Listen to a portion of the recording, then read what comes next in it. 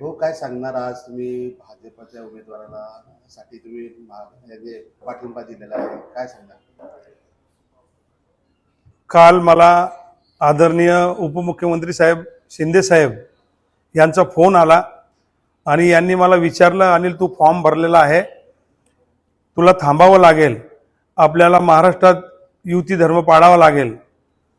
म्हटलं भाऊ, साहेबांना मी सांगितलं की बच्चू भाऊशी सुद्धा आम्ही बोललेलो होतो आणि बच्चू भाऊंनी मला बच्चू भाऊंचाही फोन आला साहेबांनंतर की अनिल तुला थांबावं लागेल, कारण महाराष्ट्रामध्ये एक सीटसाठी पूर्ण महाराष्ट्रात एक वेगळं वातावरण झालं, चुकीचे संदेश नाही गेला पाहिजे आणि आपल्याला युती धर्म पाळावा लागेल. त्या हिशोबाने त्यांनी मला सांगितलं आणि त्यांनी माझे मित्र किशोरप्पा पाटील इथले आमदार आहेत पाचोऱ्याचे, यांना फोन केला की तुम्ही अनिल भाऊला सोबत घेऊन थोडंसं माघार घ्यायचं सांगा या इलेक्शनमधनं. आणि मी थांबलो.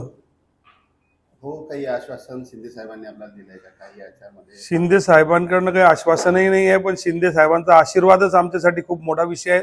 शिंदे साहेबांना मी सांगितलं, साहेब तुमचा आशीर्वाद राहू द्या, आणि शिंदे साहेबांनी सांगितलं 21 नंतर ये, तुला आशीर्वाद आहे, काळजी करू नको. आणि मी 21 नंतर शिंदे साहेबांना भेटायला जाणार आहे. तुम्ही थांबलात भाऊ, त्या कुठल्या उमेदवाराला आपण पाठिंबा देणार?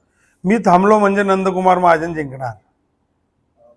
तुम्हाला गिरीश महाजनांचा फोन आला होता, त्यांच्या फोन नंतर तुम्ही थांबला नव्हता, आता तुम्ही मला गिरीश भाऊंचा फोन आला होता जेव्हा मी फॉर्म भरणार होतो तेव्हा, पण तेव्हाची परिस्थिती वेगळी होती आणि मी लढण्याचंच ठरवलं होतं आणि माझ्या डोक्यात ते प्लॅनिंगही होतं आणि आज रात्रीपासून पूर्ण प्लॅनिंग रचलेलं होतं. पण विषय असा आला आता की किशोरप्पा असतील, बच्चूभाऊ कडू आणि शिंदे साहेबांचं, आता मी एवढ्या मोठ्या नेत्यांचा शब्द टाळू नाही शकत, कारण जीवनात संध्या खूप येतात, पण मोठ्या नेत्यांचा आशीर्वाद खूप महत्त्वाचा असतो आणि त्या हिशोबाने मी थांबलो.